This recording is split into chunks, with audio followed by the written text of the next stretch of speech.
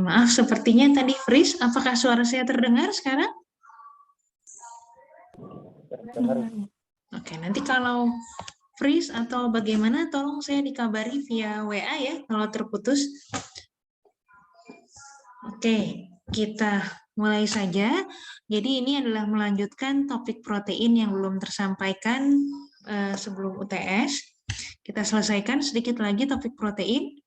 Nah, jadi kita sudah bicara tentang struktur tersier dari protein. Ya.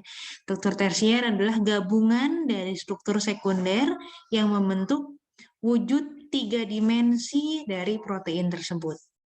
Nah, secara umum struktur tersier ini terbagi dua.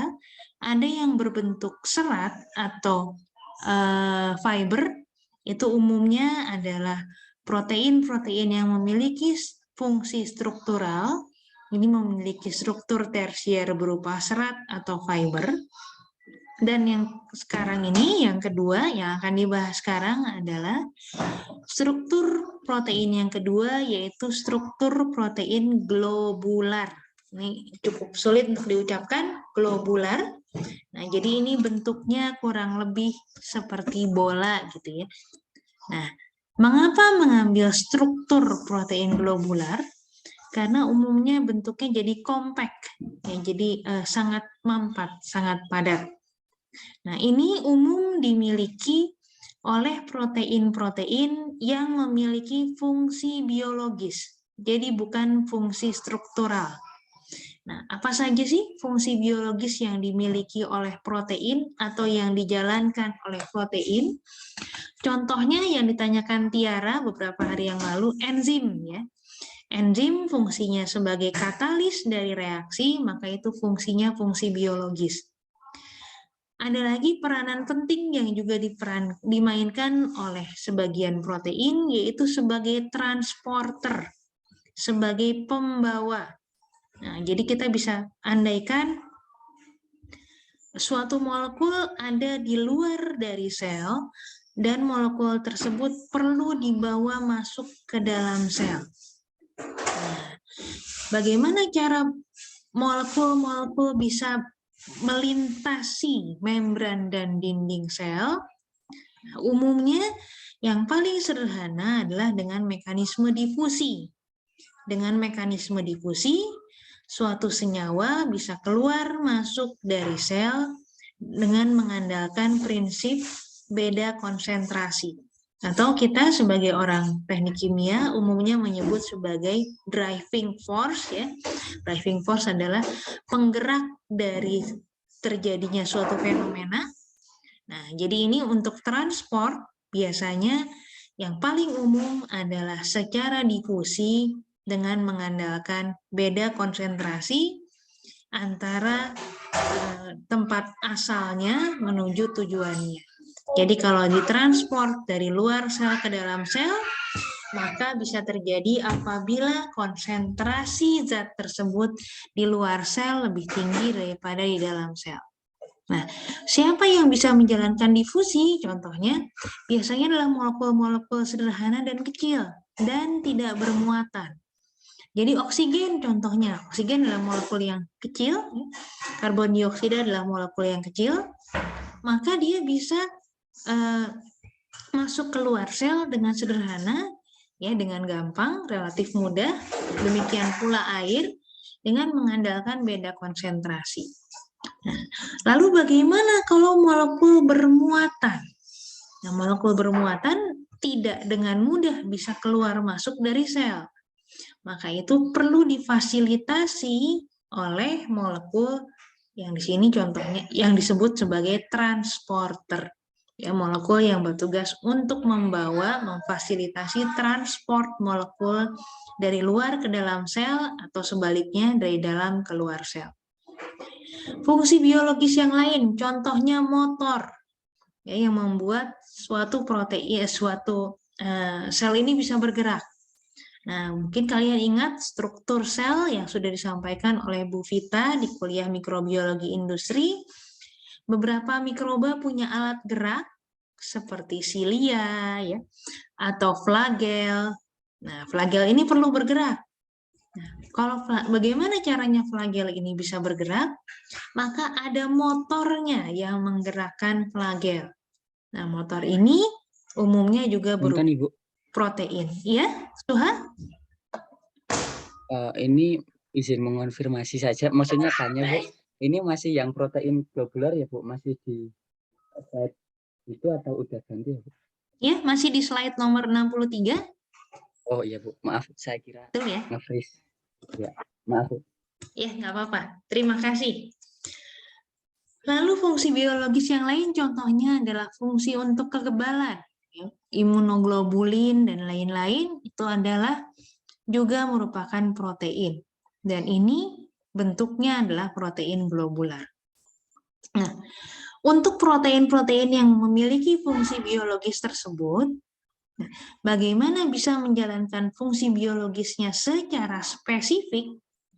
Nah, umumnya adalah adanya interaksi antara protein tersebut dengan senyawa lain. Bagaimana bisa memfasilitasi interaksi yang spesifik? Nah, dengan struktur globular, protein ini dimungkinkan untuk membentuk ruang kosong atau semacam lubang atau cavity pada struktur protein tersebut. Ya. Jadi cavity ini bisa mempunyai struktur tertentu sehingga bisa menjalankan aktivitas biologis secara spesifik. Jadi tadi saya menyebut transporter contohnya. Saya ubah modenya sebentar.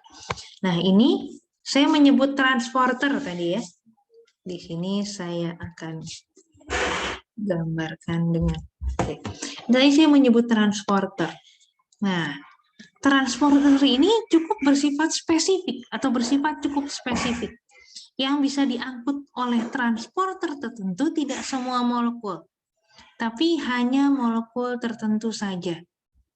Ya.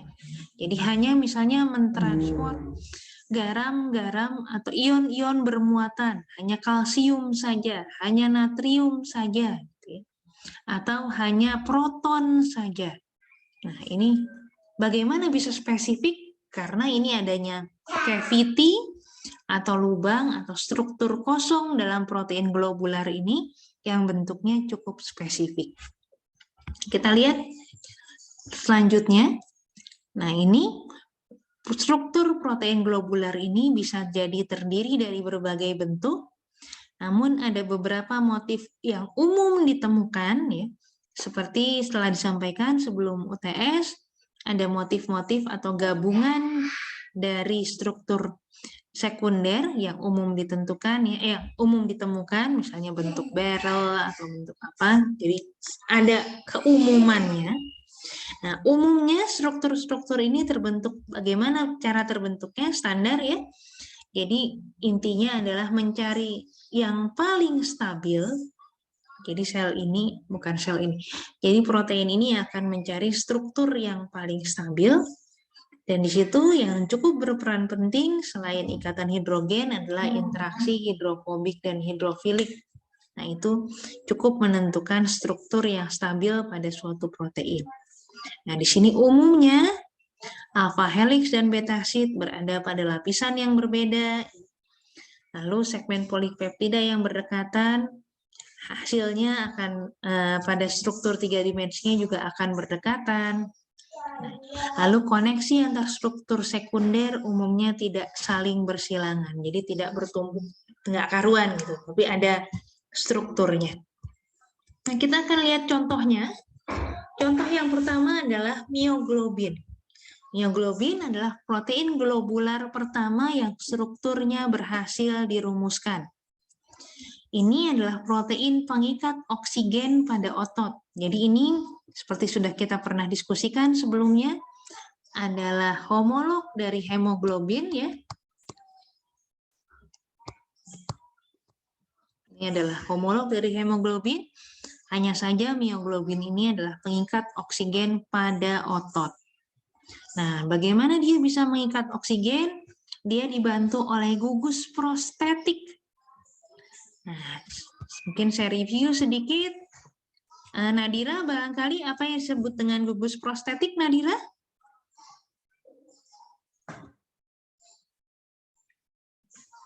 Sebentar, Bu. Kamera, jangan lupa. Oh iya. Siap-siap ya.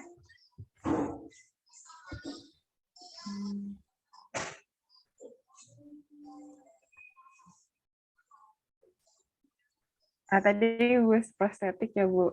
Betul.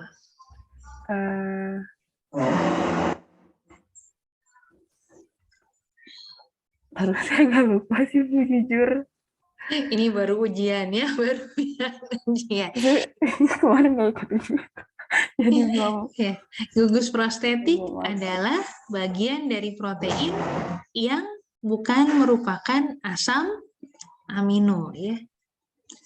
Nah, jadi di sini yang mengikat oksigen sebetulnya adalah gugus prostetiknya. Dan gugus prostetik pada mioglobin sama dengan gugus prostetik pada hemoglobin, yaitu adalah mengandung Fe ya. Nah, Fe-nya ini berikatan di mana? Berikatan pada suatu gugus spesifik di protein mioglobin ini dinamakan gugus Heme. Nanti kita akan lihat gugus Heme itu strukturnya sebagaimana.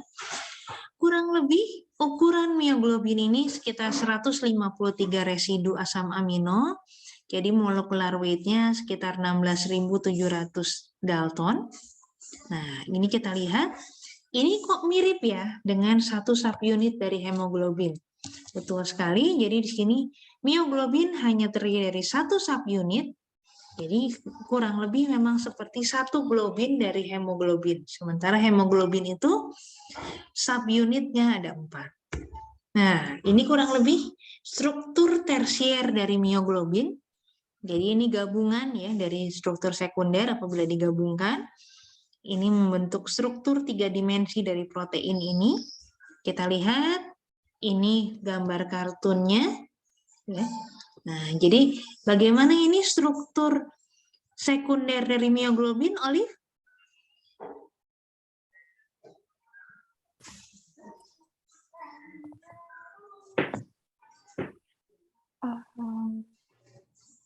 Dokternya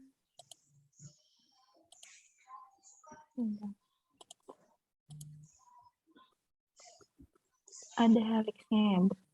Betul, dia punya beberapa alpha helix ya. 1, 2, 3, 1, 2, 3, 4, 5. Kurang lebih 5 sampai 6 alpha helix. Nah, itu struktur sekundernya dan tergabung dengan cara seperti ini yang menjadikan struktur tersiernya. Nah, kita sama-sama lihat ya bahwa di tengahnya ini ada yang berwarna merah. Nah, ini ada yang berwarna merah. Nah, itulah yang disebut dengan gugus Heme sebetulnya. Nah, jadi ini gugus Heme.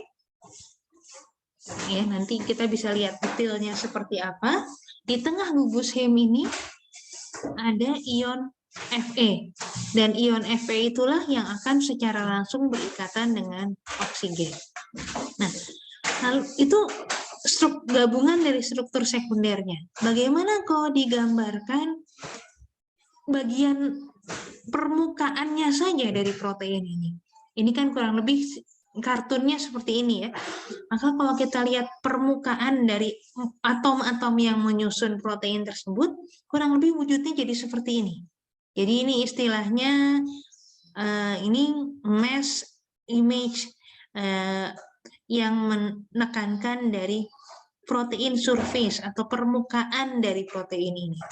Jadi kita lihat bentuknya memang kurang lebih tidak beraturan, ya, jadi globular. Dan di sini kita lihat banyak lubang-lubang. Nah, itulah yang disebut sebagai cavity-cavity, ya. Lubang yang ditimbulkan dari struktur tersier ini.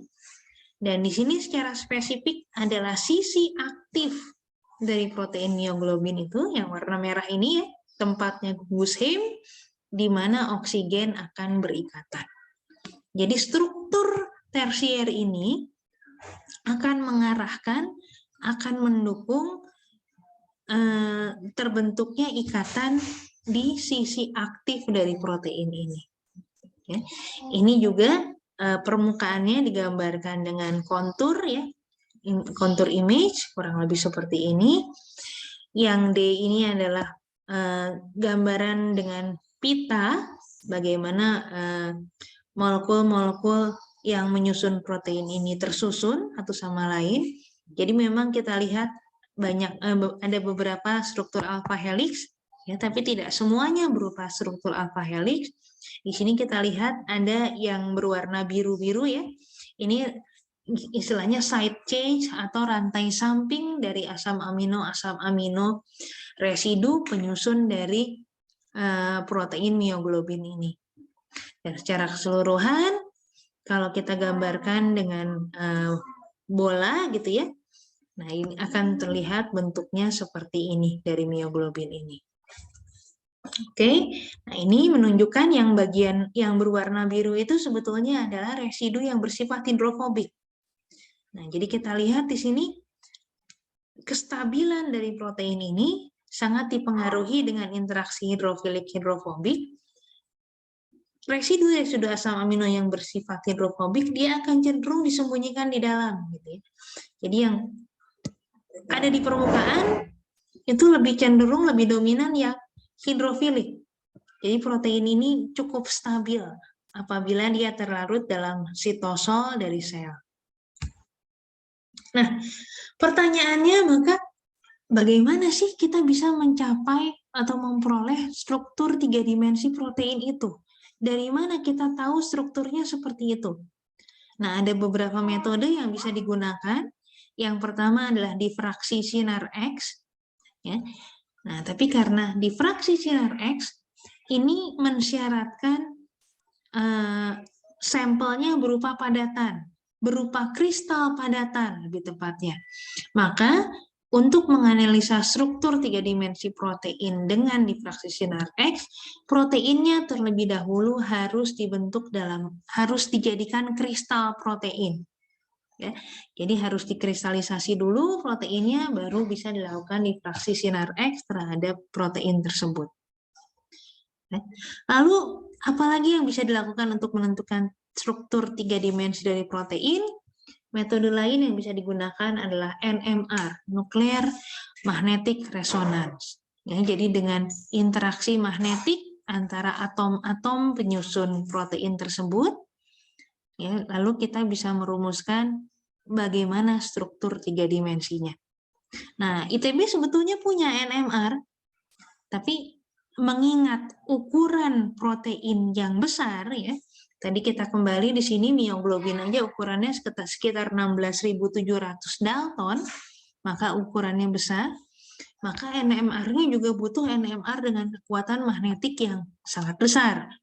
Rasanya saat ini NMR yang dimiliki oleh ITB kekuatan magnetiknya belum yang sangat besar ya, jadi belum. Terakhir kali saya diskusi dengan teman-teman dari biokimia, NMR yang ada di ITB belum bisa digunakan untuk menentukan struktur 3 dimensi protein. Masih digunakan untuk menentukan struktur 3 dimensi yang molekul-molekul yang lebih kecil. Jadi bagaimana kalau ada yang ingin menentukan struktur 3 dimensi protein, biasanya dikirim sampelnya ke luar negeri gitu ya, ke kolega-kolega atau networking dari ITB untuk menentukan struktur 3 dimensi protein ini. Dan karena protein ini jumlahnya banyak sekali, tentu saja struktur 3 dimensi yang bisa ditentukan itu banyak sekali juga. Maka orang meriset satu jenis protein gitu ya, sampai menentukan struktur 3 dimensinya, itu umumnya bisa jadi satu paper atau lebih, bahkan bisa menjadi satu topik penelitian S3 sendiri. Nah, ini contoh yang lain yaitu protein fosfofruktokinase. Ini menjalankan fungsi biologis yang lain yaitu fungsi enzim ya, fungsi katalitik. Nah, ini adalah enzim utama pada jalur glikolisis, sudah pernah saya sampaikan sebelumnya. Ini adalah struktur 3 dimensi dari enzim fosfofruktokinase yang diisolasi pada hati tikus. Nah, contohnya di sini, enzim PFK ini terdiri dari 4 subunit, masing-masing digambarkan dengan warna yang berbeda. Ada yang warna kuning, hijau, biru, dan krem. Itu menunjukkan satu subunit masing-masing. Nah, di sini kebetulan tetramernya ini, masing-masing subunitnya ini identik satu sama lain dan tersusun seperti ini.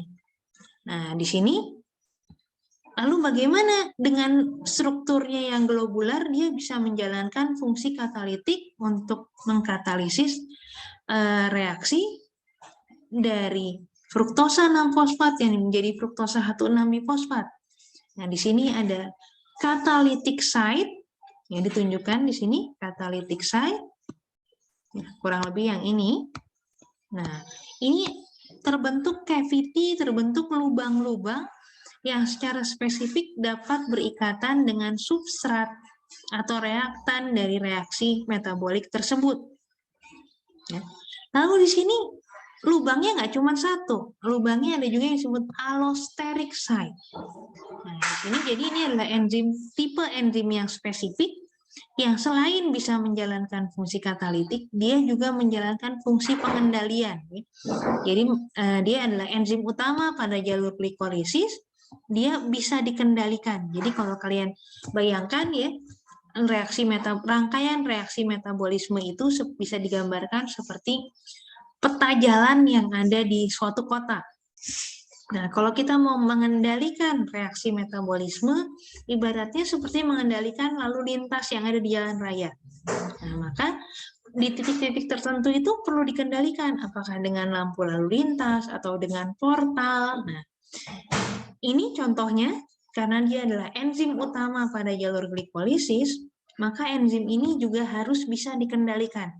Kapan aktivitasnya perlu ditingkatkan, kapan aktivitasnya perlu dikecilkan. Ya, jadi kan kalau kembali ke jalan raya, kapan kira-kira jalannya macet gitu ya, jadi harus dibuka, harus di stop atau bagaimana. Nah, itu juga seperti itu. Ini juga seperti itu. Makanya ada fungsi allosteric site, tempat berikatannya ligan-ligan yang bersifat untuk mengendalikan reaksi ini. Jadi dengan strukturnya yang globular memungkinkan terbentuknya cavity-cavity, lubang-lubang, ya, dengan fungsi catalytic site, dengan fungsi untuk katalisis, ataupun allosteric site dengan fungsi untuk pengendalian.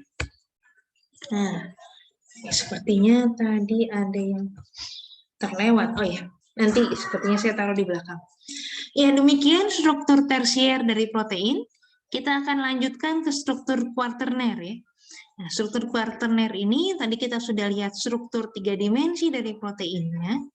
Struktur kuaterner apabila proteinnya memiliki lebih dari satu subunit, maka bagaimana subunit-subunit ini diatur dalam membentuk protein, maka itu yang disebut sebagai struktur kuaterner. Nah, ini contohnya. Ini adalah protein hemoglobin, ya, saudaranya mioglobin tadi, yang terdiri dari 4 subunit, maka 4 subunitnya terhubung, diatur seperti ini. Jadi ini spesifik ya. Jadi misalnya bisa aja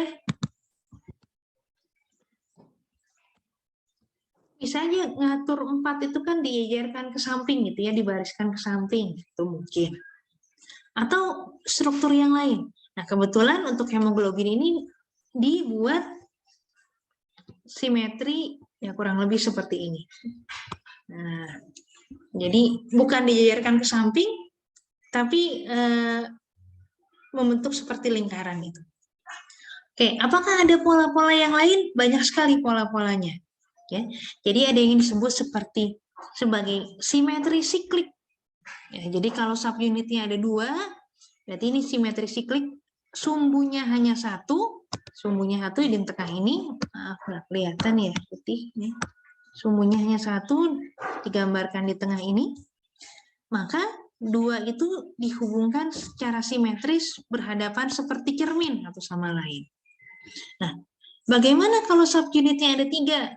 Ya, maka dia ditempatkan bukan seperti cermin, kita punya sudut 360 derajat, maka dibagi 3 kurang lebih ya.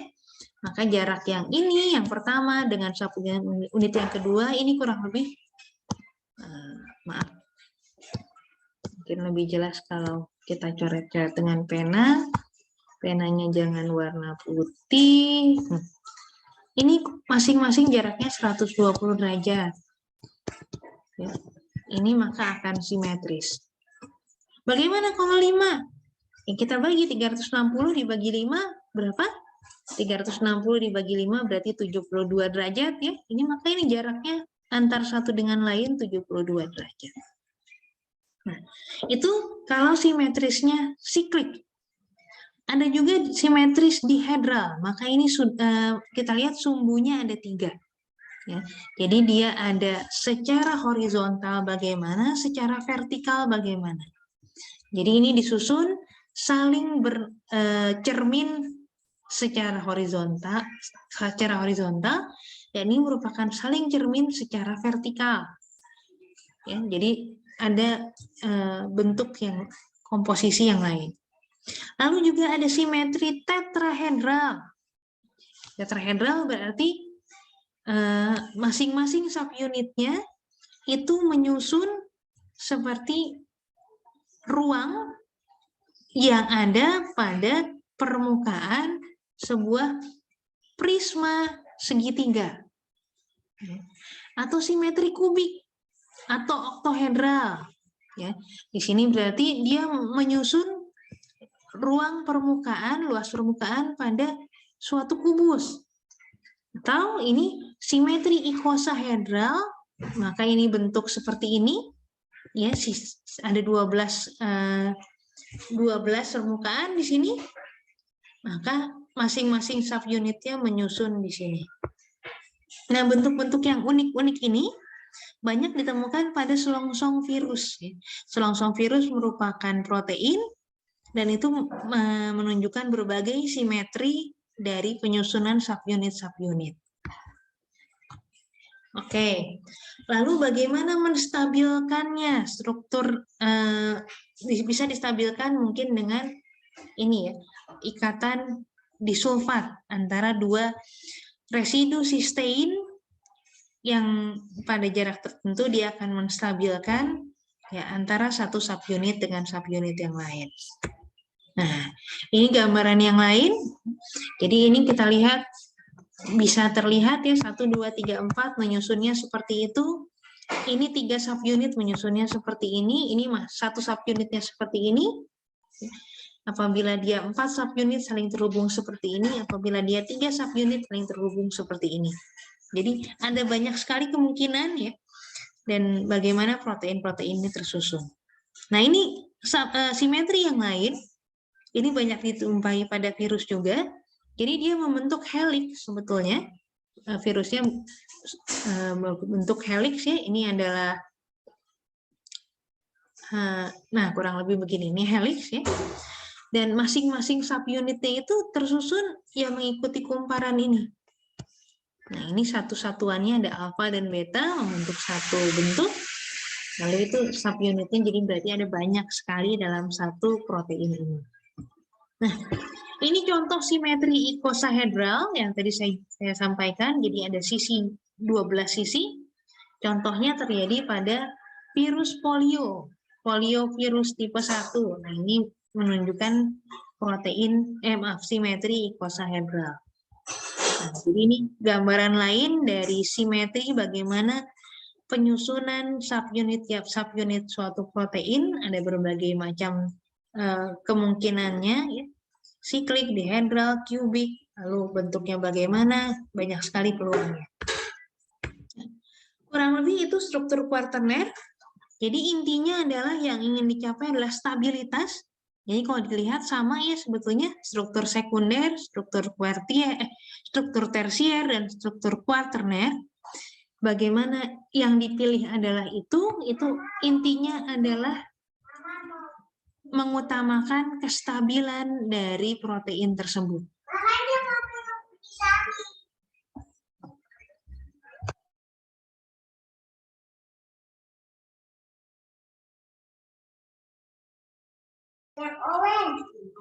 Jadi intinya adalah stabilitas dari protein tersebut. Di sini salah satunya bisa dicapai dengan penurunan rasio luas terhadap volume dari protein tersebut. Nah, mungkin ada pertanyaan juga. kenapa sih protein ini perlu membentuk subunit? Ya. Kenapa nggak dibentuknya langsung satu subunit aja yang besar? Kenapa hemoglobin perlu 4 kali 153? Ini satu subunitnya kurang lebih 153 residu, lalu ada 4 subunitnya. Tadi poliovirus perlu ikosaedral, berarti 12 kali sesuatu, gitu ya, masing-masing subunitnya ukurannya berapa. Nah, itu bisa dikaitkan dengan ekonomi dari proses genetis dan efisiensi. Mungkin kalian bertanya lagi, apa maksudnya ekonomi? Kita belajar biomolekul kok nyambungnya ke ekonomi. Nah, ini perlu dipahami bahwa untuk mensintesa protein, kodenya itu persis sama atau identik ya dengan kode yang ada pada mRNA dan kode yang ada pada DNA. Jadi bisa diingat bahwa satu residu asam amino itu dikodekan oleh 3 basa nitrogen atau disebut triplet codon pada RNA. Berarti triplet codon pada DNA juga. Nah, di sini kembali ke hemoglobin. Ya. Kalau bukan terdiri dari 4 subunit, tapi menjadi 1 subunit saja, berarti ukurannya 4 kali 153, kurang lebih sekitar 600-an ya. Nah, 600 residu asam amino berarti panjang mRNA penyusunnya kurang lebih minimal harus 600 kali 3, sama dengan 1800 basa nitrogen. Nah, sementara kalau 4 kali 1 subunit, 4 kali subunit, berarti cukup 153, triplet codonnya dikali 3, berarti sama dengan kurang lebih 450 saja. Nah, kita bayangkan ini perbedaan ukuran yang signifikan ya. Nah, jadi DNA-nya tidak perlu terlalu panjang untuk mengkodekan satu protein apabila protein tersebut tersusun dari banyak subunit. Nah, itulah yang kurang lebih dinyatakan sebagai ekonomi dari proses genetik dan efisiensi. Lalu di sini struktur kuaterner ini juga memungkinkan pembentukan active site untuk proses katalitik, dan terakhir ada istilah kooperativitas. Nah, apa ini kooperativitas? Ya, kita akan jelaskan dalam fungsi protein. Nah, sebelum saya lanjutkan, barangkali ada yang ingin ditanyakan terlebih dahulu? Silahkan.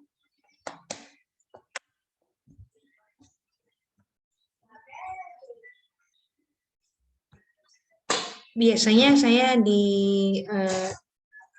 dikomplain gitu ya, atau dikritik di belakang. Sampai karbohidrat masih sangat jelas, protein awal-awal jelas, tapi udah struktur tersier ke belakang biasanya cepat banget, Bu. Jadi saya tanyakan dulu apakah ada yang ingin ditanyakan sebelum saya lanjut.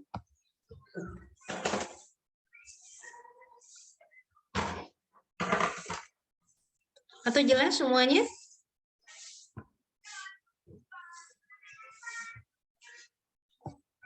Atau tidur semua ini? Izin bertanya, Ibu. Ya, silahkan. Ini sih Bu, kayak penasaran aja tadi tentang NMR. Bentar saya on cam. Ya, gimana Tuhan?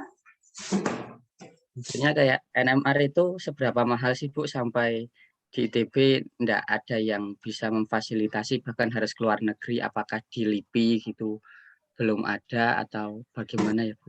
Makasih Bu. Terima kasih. Nah, saya nggak tahu kalau di LIPI sudah ada belum ya, atau di sekarang istilahnya bukan LIPI ya, BRIN ya. Apakah BRIN ya, lembaga penelitian lainnya yang milik pemerintah seperti bekasnya LIPI atau bekasnya BPPT sudah ada atau belum, saya kurang tahu. Tapi kurang lebih alat-alat instrumen seperti itu ada 2 sebetulnya. Harga awalnya, harga investasinya mahal, pertama. Yang kedua, beban operasionalnya mahal. Nah, NMR khususnya ini seperti disampaikan oleh namanya nuclear magnetic resonance. Berarti alat itu perlu bisa mengenerate medan magnet. Ukuran kekuatan NMR dinyatakan dalam kekuatan medan magnet yang bisa dihasilkan oleh unit tersebut. Nah, untuk bisa mengenerate medan magnet, maka butuh listrik. Nah, listriknya berapa besar? Berarti kalau medan magnetnya besar, listriknya juga harus besar sekali. Nah, jadi ini operasionalnya jadi kelihatan ya, di situ listriknya harus bagaimana. Pertama, listriknya ukurannya berapa kilowatt, dayanya yang akan dibutuhkan. Yang kedua, kestabilan listrik. Alat-alat instrumen seperti ini sangat sensitif terhadap kestabilan listrik. Dan di Indonesia, saya nggak tahu daerah lain, sepertinya juga tidak lebih baik dari Bandung ya. Tapi di Bandung tuh kestabilan listriknya nggak bagus. Nah, kalau listriknya ini tidak stabil, jangan dikatakan mati dan hidupnya listrik ya. Itu terlalu jauh. Tapi ini misalnya voltasenya ini tidak stabil, yang dikatakan 220 itu fluktuasinya masih cukup besar. Mungkin kalau di rumah-rumah gitu ya, bisa dibantu dengan UPS misalnya.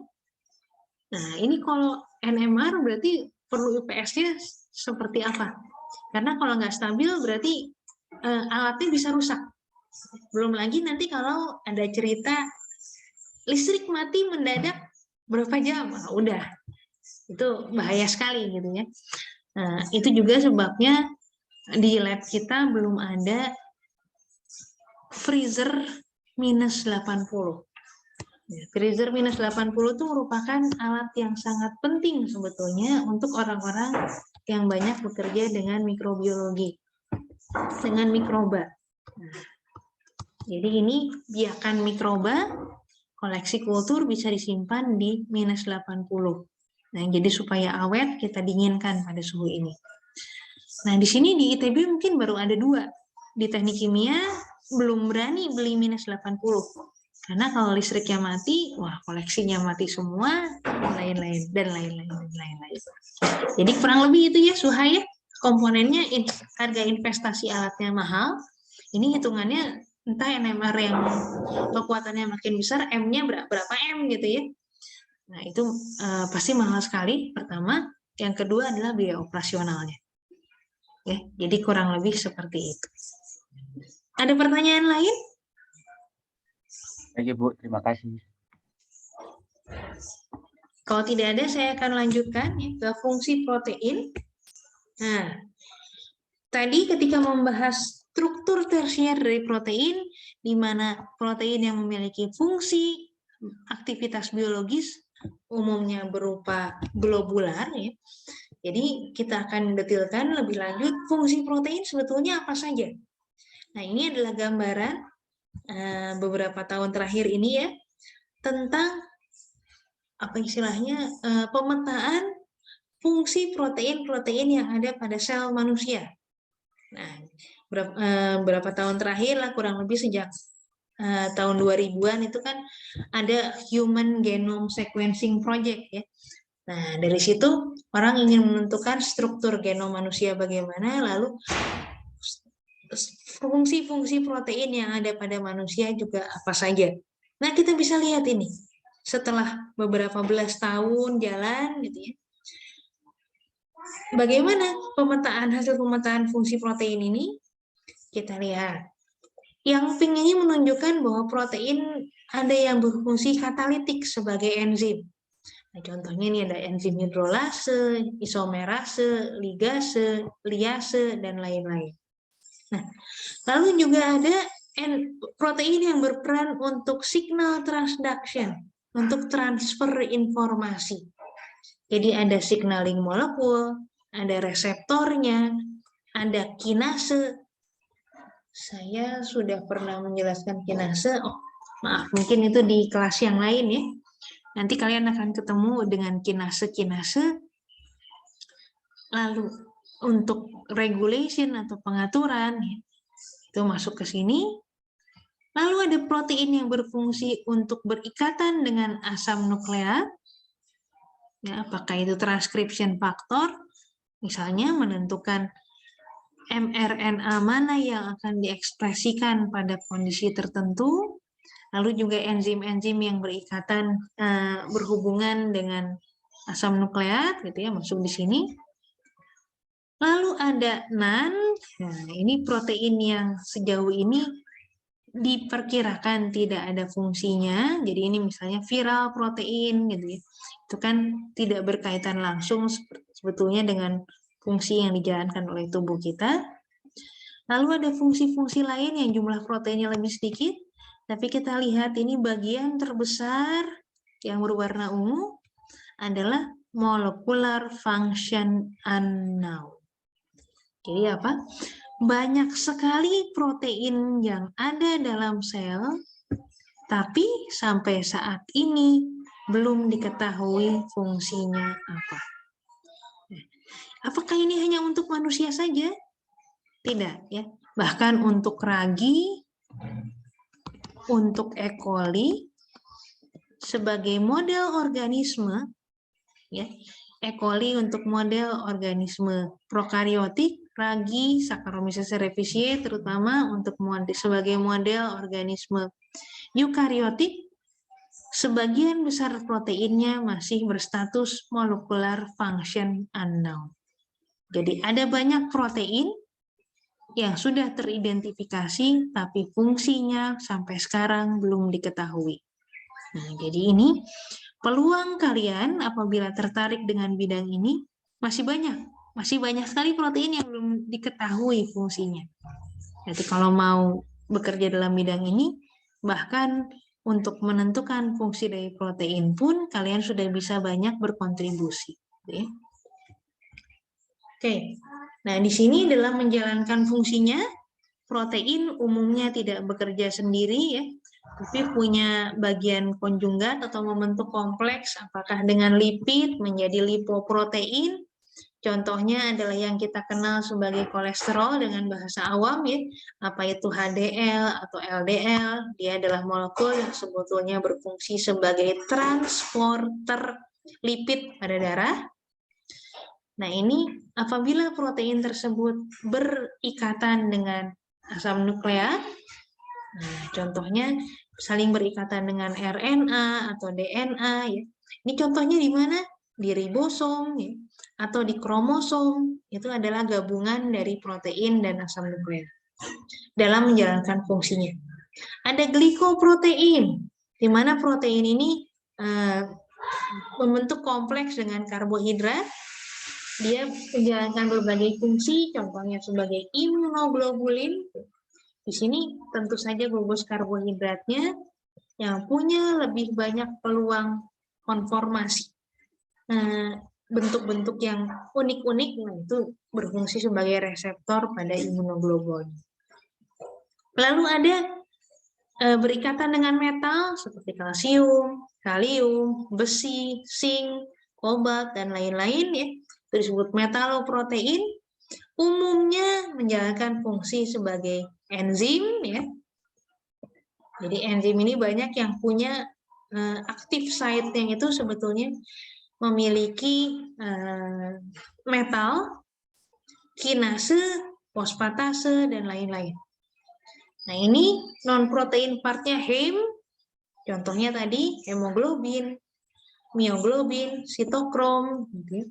Atau flakoprotein apabila proteinnya berikatan dengan asam nukleat, FMN atau FAD. Nah, ini banyak memainkan peran dalam elektron transport enzim.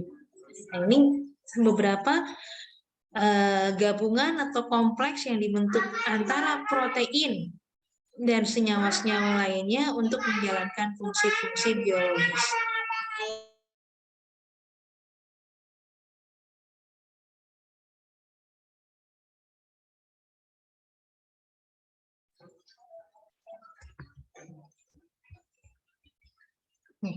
Nah, dalam menjalankan fungsinya, protein ini umumnya sangat dipengaruhi oleh lingkungan. Nah, jadi bisa jadi protein itu by design punya fungsi tertentu. Tapi fungsi ini belum tentu selalu bisa dijalankan oleh protein tersebut. Ya, tergantung pada lingkungannya. Sekali lagi, lingkungan akan mempengaruhi bentuk dan bentuk mempengaruhi fungsi. Ya, jadi kalau lingkungannya kondisinya tidak tepat, konformasi atau bentuknya jadi berubah, maka fungsinya bisa berubah jadi dari aktif menjadi tidak aktif dan lain-lain. Lalu fungsi protein ini juga ada istilah cooperativity. Tadi kita sudah sebutkan sedikit cooperativity. Jadi bisa saling dipengaruhi oleh antar subunit protein tertentu. Jadi ada efek kooperatif, ada efek kerjasama antara subunit untuk menjalankan fungsi dari protein tersebut. Tapi secara umum, fungsi protein ini terjadi karena adanya ikatan antara protein dengan suatu molekul, dan ikatan ini bersifat spesifik. Ya, sekali lagi tadi, bentuk menentukan fungsi, maka struktur 3 dimensi protein akan menentukan fungsi yang spesifik dari protein tersebut. Ya. Oke, nah kita masuk secara spesifik fungsi protein ini. Tadi sudah saya sampaikan bahwa umumnya fungsi ini dijalankan karena protein ini bisa berikatan dengan molekul lain. Nah, apabila seperti itu, maka molekul lain yang berikatan dengan protein ini umumnya kita sebut sebagai ligan. Nah, dan tempat ligan ini berikatan dengan protein kita sebut sebagai binding site atau tempat berikatan. Nah, protein, struktur protein ini bisa beradaptasi untuk mengakomodasi terjadinya ikatan dengan ligan. Jadi, kalau awalnya disebutkan bahwa dalam menjalankan fungsinya protein ini membentuk seperti lock and key, ya. Tapi teori yang lebih baru adalah induce fit. Jadi bisa sedikit beradaptasi untuk mengakomodasi terjadinya ikatan dengan ligan. Namun demikian masih spesifik, ya, bukan berarti struktur proteinnya bisa beradaptasi lalu bisa bebas pokoknya menyesuaikan, enggak juga.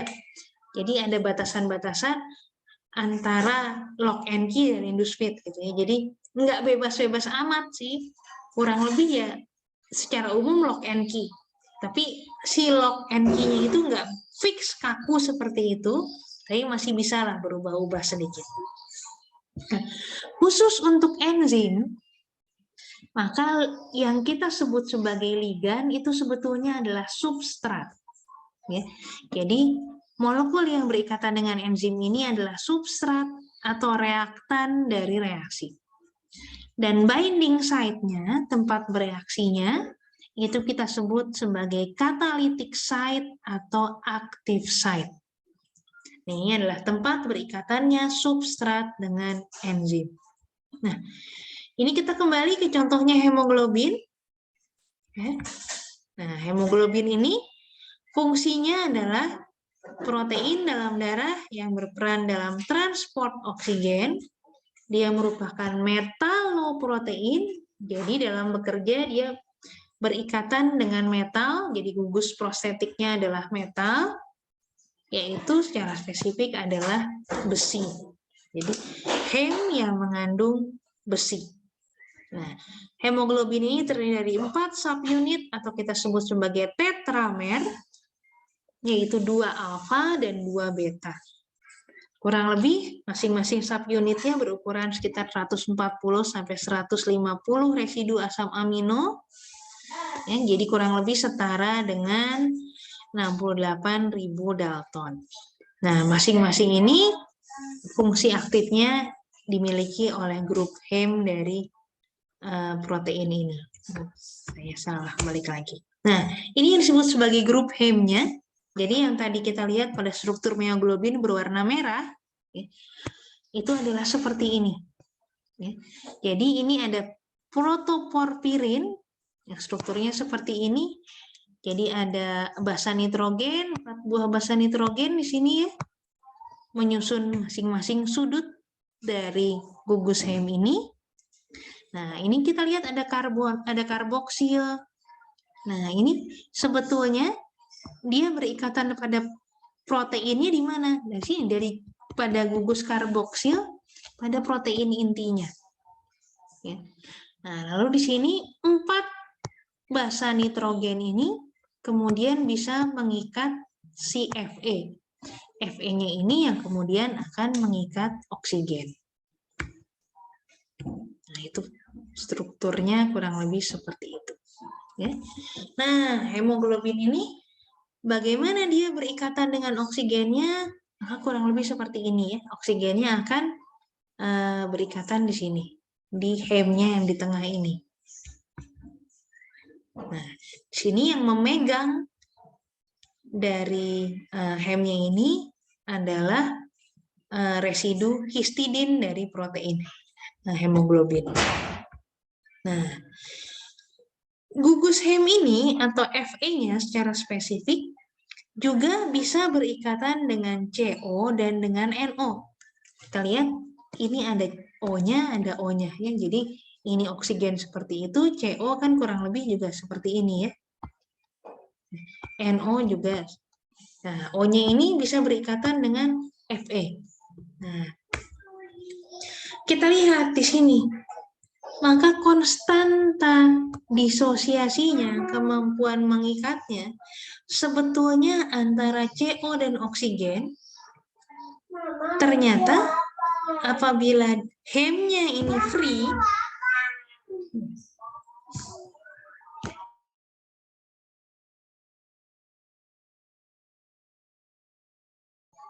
nah, hemnya ini free, saya kembali di sini, ini struktur hem tadi, apabila hem ini free atau bebas atau tidak terikat pada protein, ya, maka dia kecenderungannya untuk mengikat CO adalah sangat besar. Ya, mengikat CO dibandingkan mengikat oksigen adalah 20.000 kali. Jadi dia sangat lebih mudah mengikat CO daripada oksigen. Nah, ketika gugus hemnya ini sudah terikat pada protein, apa itu mioglobin atau hemoglobin, maka kita lihat di sini rasio kemampuannya dia mengikat CO dibandingkan oksigen turun dari 20.000 menjadi 200. Ya, kita lihat di sini 100 kali penurunannya. Maka kita lihat apa? Bahwa adanya protein yang mengikat gugus hem ini membuat gugus hem ini bisa lebih spesifik mengikat oksigen. Ya. Jadi fungsi katalitiknya sebetulnya sih si gugus hem ini atau si Fe-nya ini ya, secara spesifik.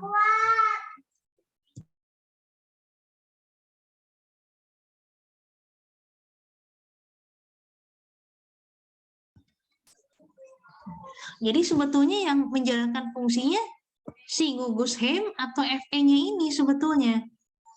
Tapi si protein ini membuat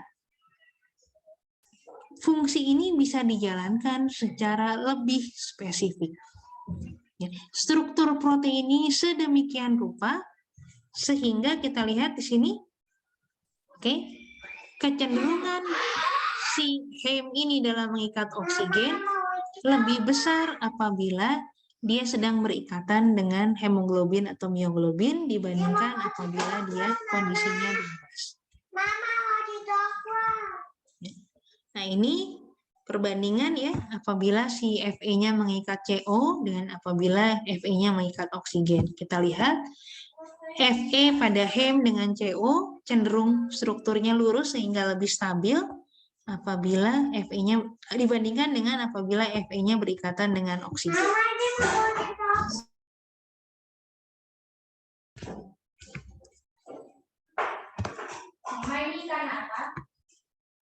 Nah, ini kembali hemoglobin ya.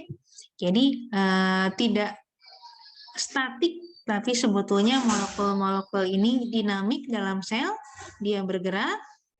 Nah, kita lihat si hemoglobin ini proteinnya antara 4 subunit yang menyusun hemoglobin ini tidak diam statik, tapi dia bergerak satu sama lain. Kita lihat juga bahwa ini oksigennya, ini berikatan ya. Lalu melepas, berikatan, melepas, dan seterusnya. Jadi ada kondisi tense atau T-state, dan ada kondisi R-state atau relax state. Nah, kondisi relax ini sebetulnya affinity oksigennya akan lebih besar dibandingkan kondisi tense-nya. Jadi ini perubahan konformasi ya dari protein dan akibatnya terhadap fungsinya. Nah, ini kurang lebih kita sebagai orang teknik ya, umumnya nanti kita ingin segala sesuatu secara kuantitatif. Nah, ini bagaimana peluang pengikatan oksigen dengan heme ini bisa digambarkan seperti kurva absorpsi secara umum. Nah, jadi ini kita lihat bahwa lingkungan akan mempengaruhi ikatan atau fungsi dari protein tersebut. Oke. Ini contohnya ada hubungan antara bagaimana kalau di lingkungannya ada CO2, ada CO, dan lain-lain. Oke, itu contoh protein, fungsi protein. Contohnya tadi hemoglobin yang bisa mengikat oksigen. Nah, saya lanjutkan sedikit. Enzim, tadi kan transporter ya. Ini adalah enzim. Enzim berarti fungsinya adalah katalitik. Katalitik fungsinya apa? Secara umum katalis ini fungsinya menurunkan energi aktivasi dari reaksi. Dengan catatan sekali lagi seperti telah dicontohkan pada hemoglobin, protein ini mempunyai spesifisitas yang tinggi, lalu dia bisa mempercepat reaksi sampai 10 pangkat 5 atau 10 pangkat 17 kali. Maaf sebentar ya. Oke, masuk ya. Lanjutkan.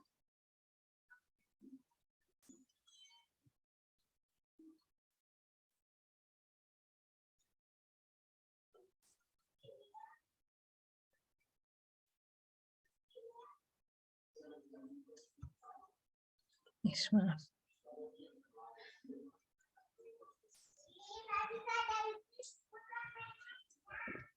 Nah, jadi tadi enzim protein sebagai enzim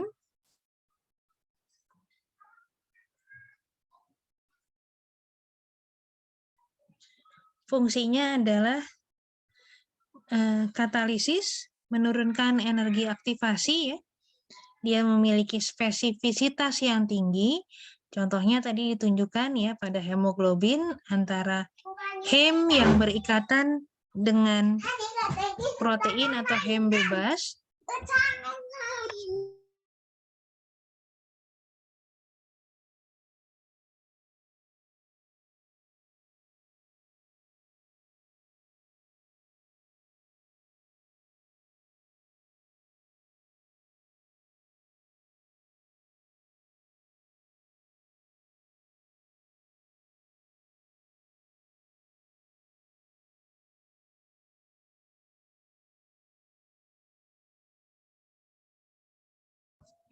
Maaf ya. Nah, seperti contohnya spesifitas yang tinggi ini ditunjukkan pada heme bebas atau heme yang berikatan dengan protein. Mana yang lebih tinggi spesifisitasnya adalah heme yang berikatan dengan protein. Maka katalis ini menurunkan energi aktivasi dan juga bersifat memiliki spesifisitas yang tinggi. Nah, dalam menjalankan fungsinya, enzim ini mungkin harus juga berikatan dengan senyawa-senyawa lain. Nah, ini yang kita sebut sebagai kofaktor atau koenzim. Ini lebih lengkapnya kalian akan temui nanti di kuliah enzim.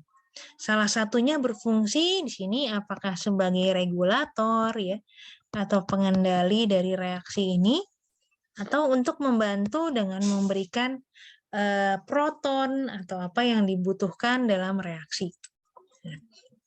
Lalu di sini reaktan akan bereaksi dengan enzim dengan membentuk ikatan, jadi substratnya akan berikatan pada active site pada enzim tersebut, lalu terjadi perubahan pada substrat sehingga terjadi aktivitas katalitik ya, dan menghasilkan produk. Nah, enzim ini tadi kita bicara ada regulator atau pengendalian, maka aktivitas enzim ini mungkin naik atau turun dengan adanya kehadiran aktivator atau inhibitor yang baik berikatan secara langsung atau tidak langsung dengan enzim tersebut dan akan mempengaruhi aktivitas enzim. Nah, jadi ini untuk enzim ada istilah aktivitas enzim. Jadi ini adalah parameter yang mengkuantifikasi berapa fungsionalitas dari enzim tersebut.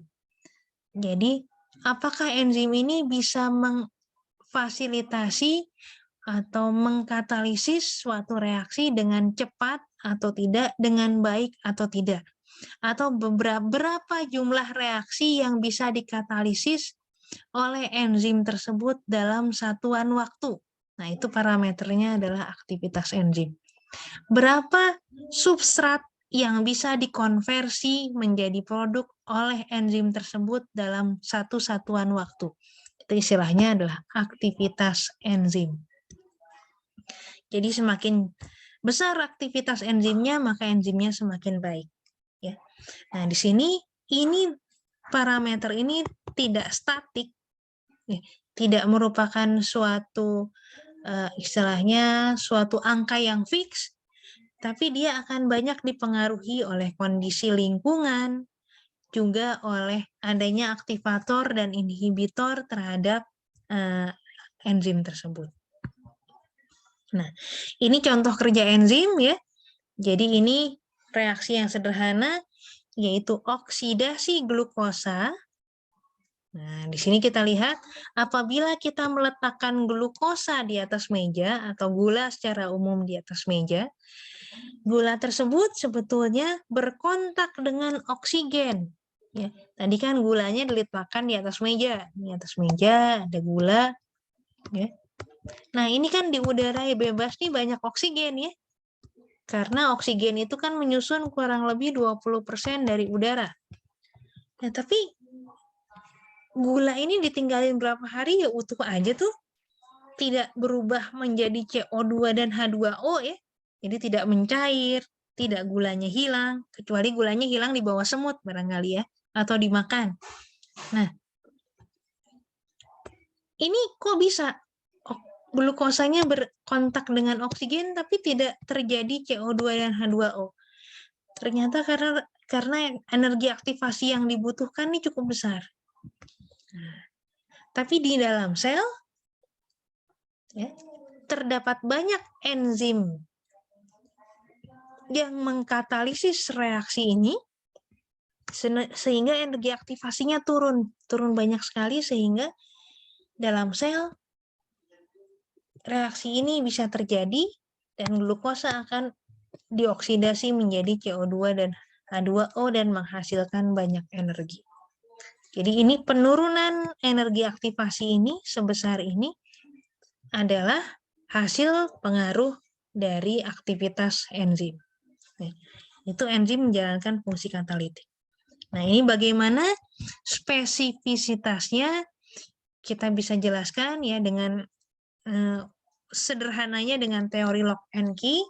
Jadi ini enzim yang merupakan protein, ada active site-nya, di mana active site ini akan berikatan secara spesifik dengan substrat, terbentuk senyawa kompleks enzim substrat, lalu merubah konformasi dari substrat sehingga menghasilkan produk. Nah, ini kenyataannya ini tidak betul-betul fix ya. Kita lihat ini Ini betul-betul cocok dengan ini bisa terjadi sedikit adaptasi ya, itu yang disebut sebagai induced fit. Oke. Nah, jadi ini tadi induced fit dan lock and key sudah saya jelaskan sepintas. Bagaimana bekerjanya? Ya, bagaimana di sini bisa terjadi seperti ini, reaksinya bisa terjadi seperti ini? Nah, ketika terjadi ikatan kompleks enzim substrat, maka yang terjadi adalah ada pengaturan ulang ikatan kovalen antara enzim dan substrat, sehingga substratnya ini terkonversi menjadi produk. Ya. Oke, jadi di sini ada pengaturan ulang ikatan kovalen antara enzim dan substrat sehingga substratnya bisa berubah menjadi produk. Oke. Sampai sini apakah ada yang ingin ditanyakan terlebih dahulu?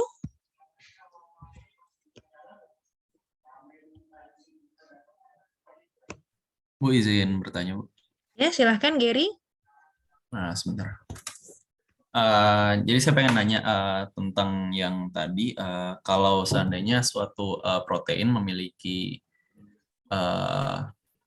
suatu binding site yang untuk koneksi dia untuk berhubungan dengan substrat atau ligan, saya pengen tanya tentang yang disebut binding site itu. Yang disebut binding site itu apakah sebuah sisi gitu? Jadi ada beberapa, mungkin dibilangnya ada beberapa asam amino sekaligus, atau beberapa titik asam amino saja yang berhubungan langsung dengan substrat tersebut, atau mungkin cuma satu titik saja gitu, jadi satu titik asam amino gitu. Karena untuk yang karya tulis saya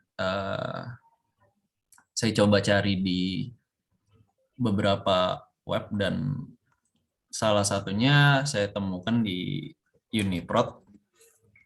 Di Uniprot itu ada tulisan feature key-nya itu binding site-nya ada 5 gitu. Tapi yang saya tahu tentang si protein ini, dia punya dia bisa dalam struktur kuartenernya, di mana dia membentuk tetramer gitu. Dia itu bisa membentuk kompleks dengan 4 ligan sekaligus gitu, Bu. Sebentar ya, saya coba carikan contohnya. Rasanya saya punya contoh yang real. Kalau tidak ini saya PR-kan untuk besok ya. Untuk contoh realnya.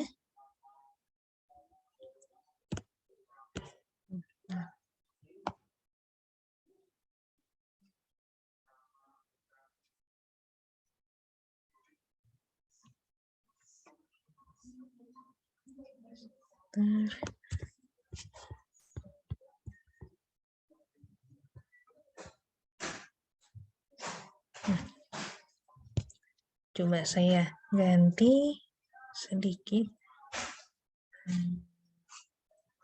Kita mulai dari, nah ini. Oke.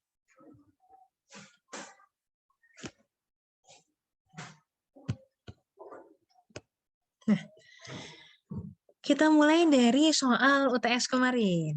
Ya, ini masih ingat ya gambar ini ya? Bu, saya belum UTS loh, Bu. Oh, nggak apa-apa, nanti soalnya ganti dong, maksud soalnya sama, nah, seru. Ya, parah banget.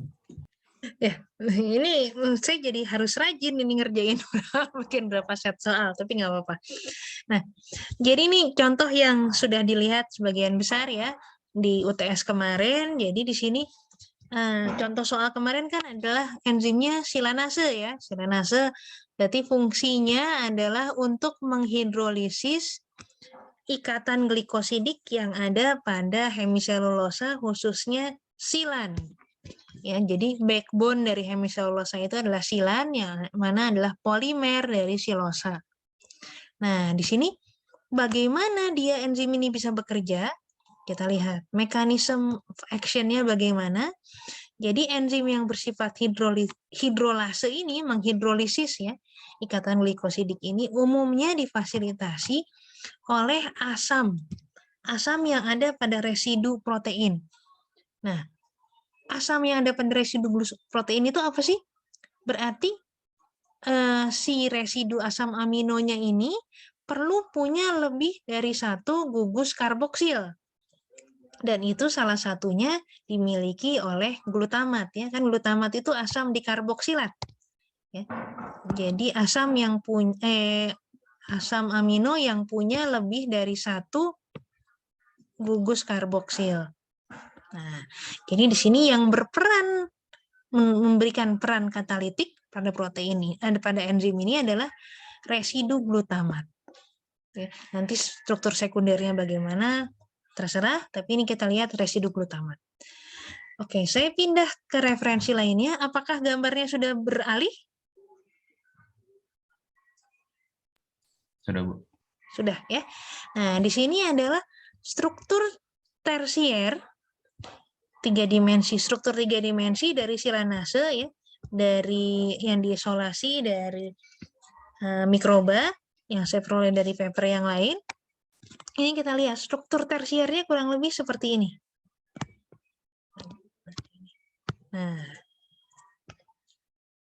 ini ada helix, ada beta sheet dan lain-lain, tapi kebanyakan helix di sini ya. Nah, kita lihat ini ada tulisan glutamat 78, glutamat 172, ada isolusin 1118. Jadi aktif site-nya tuh ini, si cavity ini. Jadi ini ceruk yang dibentuk oleh enzim struktur globular dari enzim silanase ini. Nah, yang memainkan peran utamanya residu asam amino yang mana? Tadi kan aksinya itu dilakukan oleh glutamat ya, residu glutamat, karena dia punya gugus karboksil bebas. Nah, glutamatnya yang mana? Ini urutannya ke 172, ke 79, dan ini ada bantuan isolusin 118. Jadi aktif site-nya kurang lebih seperti ini. Dia dibentuk bukan yang fungsi katalitiknya itu di sini 3 titik. 3 titik yang dibuat oleh 3 residu asam amino yang tidak berurutan. Jelas ya, kurang lebih ya. Nah, jadi ini kurang lebih bisa dibayangkan dia karboksilat, ada 2 sepasang karboksilat di atas, karboksilat di bawah, dia menjepit si silanase. Mungkin kita bisa andaikan dia seperti tangan, lalu ada guntingnya, cerek gitu ya, karena si glutamat ini berdekatan, 2 karboksil bebas, lalu dia motong, gitu. Nah, ini aktif site-nya ini, si cavity-nya ini terbentuk karena struktur protein keseluruhan. Tapi yang menjalankan fungsi katalitiknya secara spesifik adalah residu apa? Nah, ini juga menunjukkan bahwa aktif site ini tidak harus berupa metal ya. Tadi kan kalau si hemoglobin yang memainkan peran pentingnya adalah Fe. Nah, ini si silanase ini dia tidak berupa metal, tidak merupakan gugus prostetik tertentu, dia asam amino juga. Aktif site-nya ini fungsi katalitiknya dijalankan oleh asam amino juga, yang mana adalah glutamat yang punya gugus karboksil bebas. Dan posisinya tidak berurutan. Ya, jadi ada berapa titik? Ya memang ada berapa titik residu asam amino. Posisinya sebetulnya tidak berurutan, tapi ketika disusun jadi struktur 3 dimensi, dalam cavity itu, dalam active site tadi, active site-nya tuh terbentuk karena susunan protein yang panjang, kan terlipat-lipat sedemikian rupa ya. Jadi ada bentuk ini. Nah, yang memainkan peran utama dalam katalisisnya urutan ke residu ke 79 atau 78 ini, 172 dan 118. Kurang lebih begitu ya, Gary ya. Semoga membantu sedikit. Udah jelas. Ya. Jadi memang ini aktif site-nya itu belum tentu satu, bisa jadi banyak residu asam amino yang di situ. Dan tidak harus berurutan gitu ya. Tapi struktur tersiernya itu mengkondisikan bentuk yang sedemikian rupa yang bisa menjadi active site secara spesifik memilih reaktan mana yang bisa masuk. Nanti fungsi katalitiknya adalah bagian dari active site tersebut. Ini sangat menarik dan masih berkembang terus ya. Kita tahu enzim itu masih banyak, protein itu masih banyak. Jadi memetakan bentuknya seperti apa, memetakan active site-nya seperti apa, melihat antara homolog protein yang sama ya. Jadi silanase itu yang menghasilkan banyak sekali antara silanase yang termostabil dan tidak termostabil ya. Jadi kita bisa lihat silanase yang dihasilkan oleh mikroba yang diisolasi dari kondisi-kondisi lingkungan yang ekstrim dengan silanase yang dihasilkan dari mikroba yang hidup pada kondisi yang moderat. Itu berarti rentang kerja aktivitasnya, rentang kerja aktif enzimnya sedikit berbeda, temperaturnya mungkin yang satu suhu kamar, yang satu mungkin bisa 180 derajat Celcius atau 80 derajat Celcius. Nah, ini strukturnya pasti sedikit berbeda. Aktif site-nya sih glutamat. Ya. Jadi homolognya itu pasti sama, di glutamatnya pasti sama. Pasti semua silanase punya glutamat. Karena yang memegang peran katalitiknya itu si glutamat itu.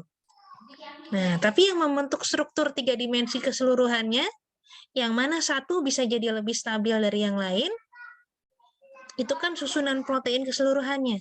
Itu bisa jadi berbeda-beda antara silanase yang dihasilkan oleh mikroba yang satu dengan mikroba yang lain. Nah, orang mulai melihat, kenapa yang satu jadi lebih stabil, kenapa yang satu nggak terlalu stabil. Nah, itu perbedaannya di mana. Nah, ini itulah keragaman protein dan udah masak nasi. Dan sangat menarik untuk dipelajari lebih lanjut. Ya. Kurang lebih begitu ya, Gary ya. Halo. Apakah saya freeze?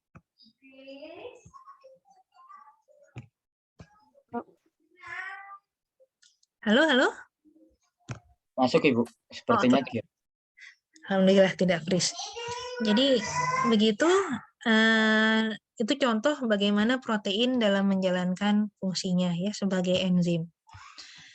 Jadi ada active site-nya, ada residu-residu yang memerankan fungsi katalitiknya. Oke, kita lanjutkan sedikit lagi. Punten Bu, kayaknya tadi saya ke disconnect. Oh iya, mangga. Ya, udah Bu, tadi saya udah paham. Ya, oke. Sama-sama. Kita lanjutkan ya. Nah, ini satu hal yang penting juga untuk diketahui adalah cooperativity. Tadi saya sudah menyinggung beberapa kali tentang cooperativity atau kerjasama antar subunit pada suatu protein. Ya. Jadi tadi ada fungsi katalitik, ada fungsi alosterik. Nah, fungsi alosterik ini adalah, atau protein yang bersifat alosterik ini umumnya adalah sifat yang dimiliki oleh protein-protein, terutama enzim yang berfungsi sebagai regulator. Ya, jadi dia enzim, tapi enzim pengendali dari satu jalur metabolisme. Maka enzim ini, protein ini harus bersifat bisa dikendalikan. Nah, cara mengendalikannya salah satunya dengan alosterik. Nah, jadi dia ada selain active site yang merupakan tempat berikatan reaktan dengan protein, dia juga punya binding site yang lain. Jadi ini gambarnya contohnya ya. Ini enzimnya pada kondisi tidak aktif. Nah, dia bisa jadi punya lebih dari satu tempat berikatan. Jadi ada active site dan ada binding site. Tolong dicatat, active site adalah binding site untuk reaksi. Binding site itu tempat berikatannya ligan secara umum. Tidak harus catalytic site tadi. Ya. Oke. Nah, di sini apa yang dimaksud dengan kooperativitas?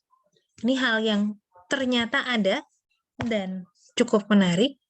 Ini protein ini kita gambarkan dia punya 4 subunit contohnya. Dan ada pada kondisi tidak aktif. Nah, entah bagaimana substrat datang dan bisa berikatan akhirnya dengan salah satu subunit dari protein ini, kurang lebih begini. Nah, berikatannya substrat dengan salah satu subunit ini, dia membangunkan subunit-subunit yang lain. Nah, jadi yang lain ini ikut aktif. Nah, itu yang disebut sebagai kooperativitas. Sebetulnya kan semuanya tadinya tidak aktif ya. Tapi setelah dibangunkan oleh satu, semua jadi aktif. Nah, itu istilahnya kooperativitas. Ini berkaitan dengan fungsi regulasi. Nah, ini tidak harus begini juga. Bisa jadi, ini bentuknya tadinya tidak aktif. Kita gambarkan dia subunitnya 2 aja ya. Ini catalytic site, tempat perikatannya reaktan. Dia punya satu lagi, binding site untuk regulator. Nah, ini misalnya bentuk tidak aktif. Begitu regulatornya ada aktivator senyawa yang merupakan aktivator berikatan pada aktif site ini, dia berubah menjadi aktif. Bentuknya jadi gini misalnya. Setelah ini berikatan. Nah, jadi ini adanya ikatan dengan satu molekul mempengaruhi aktivitas enzim ini secara keseluruhan. Itu sifat alosterik. Dan sifat kooperativitas, perubahan konformasi dari satu subunit mempengaruhi konformasi dari subunit lainnya pada protein yang sama. Itu yang disebut sebagai kooperativitas. Nah, mekanismenya bagaimana? Orang-orang masih mengembangkan berbagai model ya. Ada yang ini misalnya tidak aktif, ini aktif. Ada yang menggambarkan langsung dari tidak aktif menjadi aktif, ada yang bertahap seperti ini, keseimbangan antara satu kondisi dengan kondisi yang lain. Ini macam-macam hipotesa orang ya, dan dikembangkan ini bersifat spesifik antara satu enzim dengan enzim yang lain. Oke, saya mau mengecilkan ukuran dulu.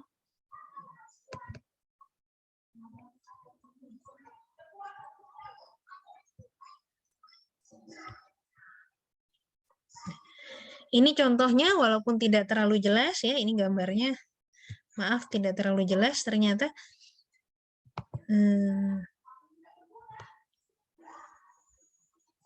Nantilah coba saya cari gambar yang lain nih supaya lebih jelas, atau mungkin saya beri warna putih.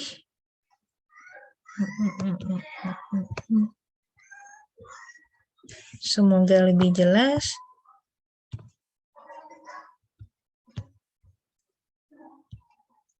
Nah, ini lebih jelas. Nah, oke.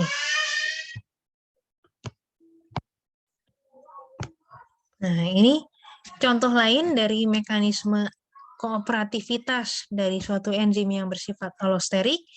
Yang di atas ini adalah bentuk aktifnya. Jadi kita lihat ada active site yang merupakan binding site yang untuk katalisis. Ya. Jadi ini ada allosteric site yang berfungsi tempat berikatannya regulator dari enzim tersebut. Jadi kalau aktif, nah bentuknya seperti ini kurang lebih. Kalau tidak aktif, bentuknya lebih kecil. Nah, jadi di sini adanya ikatan pada allosteric site. Misalnya di sini ada inhibitor berikatan di sini, dia akan membuat catalytic subunitnya ini, binding site untuk katalitiknya ini menjadi tidak aktif, tidak bisa berikatan dengan substrat. Ya. Ini contoh allosteric enzim. Ini akan kita pelajari lebih lanjut di pengendalian metabolisme dan kuliah enzim ya. Nah, ini kembali enzim fosfofruktokinase karena dia merupakan enzim pengendali utama pada jalur glikolisis, dia punya dua macam binding site itu. Ada catalytic site yang ini, dan juga ada allosteric site yang ini, yang di tengah ini ya. 1, 2, 3, 4. Nah, itu merupakan tempat berikatannya molekul-molekul yang bersifat pengendali dari enzim ini. Jadi kalau ada yang berikatan di sini, warnanya kurang jelas sepertinya, kita ubah menjadi warna kuning coba. Nah, kalau ada yang berikatan di sini,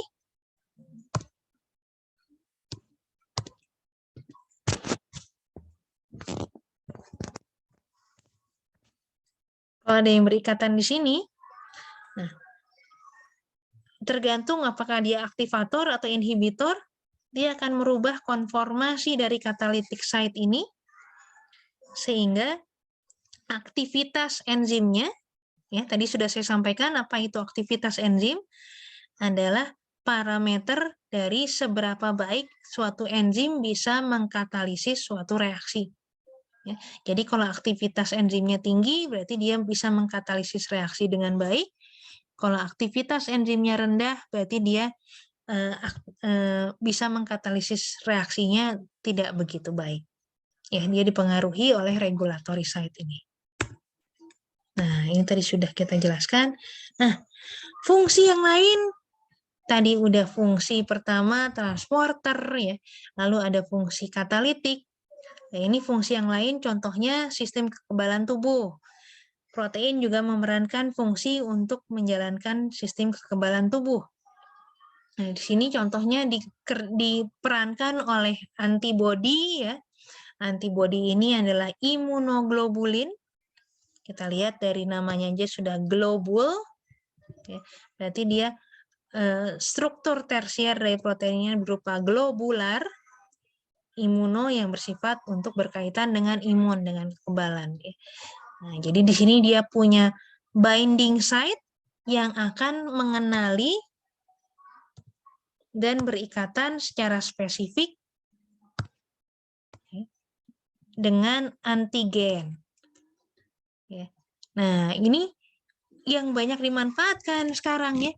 Jadi kan untuk COVID ini ada, untuk mendeteksi COVID, ada yang base-nya dengan antigen. Ada yang base-nya dengan antibody. Dulu yang pertama sekali keluar adalah antibody ya. Jadi kitnya adalah mengukur, kalau antibody berarti mengukur berapa banyak antibody yang terbentuk dalam tubuh kita. Ya. Berarti apa prinsipnya di kitnya itu, di tes kitnya itu sebetulnya merupakan biosensor. Biosensor. Jadi alat sensor. Nah, di kitnya itu sebetulnya ditambahkan molekul-molekul yang akan berikatan secara spesifik. Kalau kitnya detektor antibodi berarti berikatan secara spesifik dengan antibodi tubuh kita. Kalau berikatan dengan kitnya prinsipnya berikatan dengan antigen, berarti akan berikatan secara spesifik dengan antigennya. Dalam hal ini dengan virus COVID-nya. Ya. Berarti kita cari kontranya. Nah, ini bisa dimanfaatkan banyak sekali sebetulnya. Dalam tubuh kita tentu saja, untuk apa sih bayi, balita diimunisasi? Imunisasinya isinya apa? Isinya kan supaya tubuh kita ini sudah punya kekebalan, sudah punya antibodi gitu ya. Maka di sini diimunisasi, divaksinasi, diberikan antigen, diberikan virus, diberikan bakteri ya, atau bagian dari virus atau bagian dari bakteri sehingga mengaktifasi antibodi. Dan antibodi ini punya memori ya. Jadi jumlahnya nggak usah banyak-banyak, nggak apa-apa. Tapi kalau sudah pernah dapat, dia akan lebih cepat untuk memproduksi yang sama. Jadi itu sifatnya memori tadi. Ini saya kira dengan adanya pandemi ini kalian sudah banyak sekali membaca tentang antibodi dan antigen ya. Dan ini sebetulnya kita bisa melihat sebagai peluang. Ini ke depan akan menjadi industri yang besar juga ya. Adanya kit-kit yang bisa mendeteksi secara akurat dan cepat kalau orang itu sakit apa. Nah, contohnya mungkin saat ini yang dikembangkan juga oleh teman-teman di kimia ya, biokimia, itu adalah probe untuk mendeteksi demam berdarah, dengue fever ya, demam berdarah DBD. Nah, DBD ini kan penyakit yang cukup khas di Indonesia, berulang terus ya tiap kali pancaroba perubahan musim dan korbannya banyak. Nah, ini cukup sulit untuk dideteksi ketika panasnya seperti itu, bisa jadi dia tipes, bisa jadi DBD, bisa jadi malaria. Maka adanya kit yang bisa spesifik mendeteksi DBD itu akan menjadi satu keuntungan. Nah, ini berarti untuk membuat test kit seperti ini, kita perlu apa? Kita perlu biosensor. Biosensornya nanti yang molekul yang berfungsi sebagai biosensornya apa? Nah, itu perlu dicari. Dan terus nanti diproduksi secara massal ya, dan ditambahkan ke kitnya bisa sesederhana berupa seperti kertas lakmus ya, lalu di kertasnya itu ditempelkan tadi material biosensornya, atau mau seperti tes antigen antibody itu ya yang ada 2 strip dan lain-lain, itu mekanismenya bisa berbagai macam dan itu bisa dikembangkan. Ini teman-teman kita yang banyak bekerja di sini adalah dari kimia, dan dari TF itu mulai banyak bekerja di bidang ini juga ya. Nah, ini kalau kalian tertarik dengan bidang ini, mungkin ke depan kita juga bisa banyak bekerja sama dengan TF untuk ini. Dulu sebetulnya waktu S1 ya, saya banyak ikut mengembangkan biosensor seperti ini dengan teman-teman TF. Tapi terus setelah lulus saya tertarik ke bidang yang lain, jadi cukup jauh tidak bekerja dengan bidang-bidang ini lagi. Ini tadi kekebalan imunitas tubuh kurang lebih seperti apa. Ini imunoglobulin ya. Jadi ini bentuk yang spesifik yang dikenali antigen dan antibodi. Intinya adalah protein ini akan mempunyai struktur yang khusus, yang spesifik, yang konfigurasi yang spesifik yang bisa mengenali antigen. Jadi ini struktur yang spesifiknya ada di sini. Kurang lebih ada di sini, antigen binding site. Warnanya putih nggak kelihatan ya. Maaf, nah ini antigen binding site. Nah ini yang spesifiknya di sini. Oke, nah selain untuk probe tadi, spesifisitas antara antibodi dan antigen ini juga dimanfaatkan untuk mengisolasi protein. Ya. Jadi ada istilahnya kromatografi afinitas. Nah, jadi ada kalian sudah belajar di MPA saat ini ya. Kalian belajar kromatografi GISI ya di MPA ya. Nah, GISI itu mekanismenya pakai kolom, nanti terjadi interaksi antara yang mau dianalisa dengan kolomnya. Nah, itu masih umumnya interaksi yang diangkat itu cuman karena perbedaan ukuran molekul, ya, perbedaan berat jenis, lalu polaritas, dan lain-lain. Kalau kita mau hal yang lebih spesifik, maka bisa digunakan kromatografi afinitas. Maka kolom ini ditambahkan dengan suatu protein yang bersifat lawannya, ya. Jadi memanfaatkan prinsip antigen antibodi, jadi merupakan komplementer dari protein tersebut berdasarkan bentuk, muatan, polaritas, dan lain-lain. Lalu protein yang bersifat komplementernya ini kita tambahkan di kolom kromatografinya. Jadi kolom kromatografinya nanti bisa secara spesifik mengikat molekul yang ingin kita isolasi. Nah, ini juga terus berkembang terus, terutama untuk memisahkan senyawa-senyawa protein yang bersifat sangat spesifik ya, yang nilai jualnya, nilai ekonomisnya tinggi. Nah, terakhir dari bahasan protein, ini maaf saya tidak mengira akan makan waktu sebanyak ini untuk protein. Tadi kita bicara tentang fungsi, maka ada aktivitas, ya, protein ini menjadi aktif atau tidak aktif, dan ketika protein ini aktivitasnya turun, maka kita sebut protein tersebut terdenaturasi. Jadi penurunan aktivitas protein, pengerusakan aktivitas protein. Jadi proteinnya denatur, ya. Aktivitasnya turun, aktivitasnya rusak. Nah, ini perlu diperhatikan, kondisi natif protein itu aktif adalah konformasi awal kondisi protein tersebut ketika ada dalam sel, ketika aktif dan berada dalam sel. Nah, karena perubahan lingkungan, misalnya proteinnya diekstraksi, selnya dihancurkan, kita punya mikroba yang kecil, katakanlah ragi ukurannya sekitar 5 mikron ya. Nah, ini selnya kita buka, kita pecahkan selnya, maka isi sel ini kan keluar semua.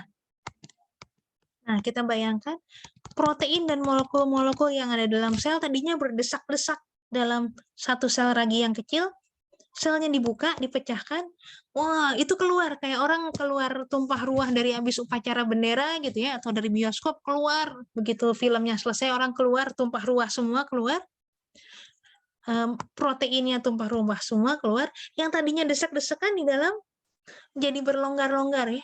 Tadinya awalnya duduknya harus sempit-sempit begini.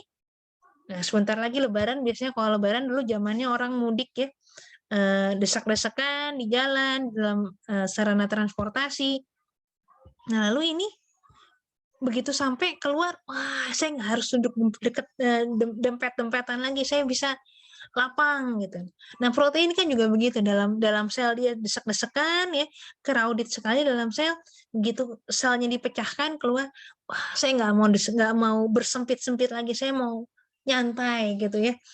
Nah, jadi kondisinya berubah, si protein tadi konformasinya berubah karena perubahan lingkungan. Nah, berarti apa? Perubahan struktur 3 dimensi. Kita tahu bentuk menentukan fungsi, maka begitu struktur 3 dimensi, begitu konformasinya berubah, fungsinya berubah. Dan kalau perubahannya itu signifikan sekali, maka dia bisa jadi terdenaturasi. Fungsinya betul-betul rusak. Ya, seperti ini, telur, ketika kita goreng, kita ceplok ya, dia fungsinya rusak. Tentu saja protein ini sudah dimasak, dia tidak bisa lagi menjalankan fungsi utamanya, yaitu memberi makanan ya, enzim-enzim kepada embrio telur yang ada di situ. Nah, apa saja yang bisa menyebabkan denaturasi? Panas atau perubahan temperatur ya, pH, pelarut, tekanan, ini bisa membuat protein terdenaturasi. Tadi contohnya telur dipanaskan, kita bikin telur rebus, suhunya dinaikkan, maka proteinnya terdenaturasi. Protein telur yang tadinya kurang lebih ya cair gitu ya, menjadi padat. Berarti itu terdenaturasi. Pelarut. Jadi misalnya tadinya awalnya proteinnya ada di sitosol dalam air. Lalu kita ekstrak menggunakan etanol, menggunakan aseton. Berarti pelarutnya berubah ya. Yang tadinya yang di luar yang hidrofilik berubah menjadi yang di luar jadi yang hidrofobik. Maka fungsinya tentu saja berubah. Ya, dia terdenaturasi. Nah, terakhir, denaturasi ini ada 2 macam. Ada yang bersifat reversible, ada yang bersifat irreversible. Kalau irreversible berarti tidak bisa diperbaiki. Begitu aktivitasnya turun, ya udah, dia nggak bisa menaikkan aktivitas lagi. Tapi denaturasi ini ada yang bersifat reversible. Berarti apa? Ketika aktivitasnya turun, bisa dinaikkan lagi aktivitasnya. Atau istilahnya renaturasi. Ini contohnya terjadi pada ini enzim ya. Enzim ini dia sebetulnya strukturnya sangat ditentukan oleh adanya kehadiran jembatan sulfida. Nah, ketika enzim ini, rasanya enzim nuklease ini ya, dimasukkan dalam urea dan reduktor kuat, ikatan disulfida ini putus.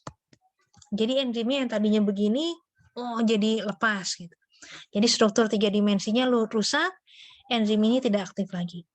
Nah, tapi kalau enzim ini dikeluarkan dari urea dan reduktor kuat, dikembalikan ke air misalnya, ikatan disulfida ini akan terbentuk kembali.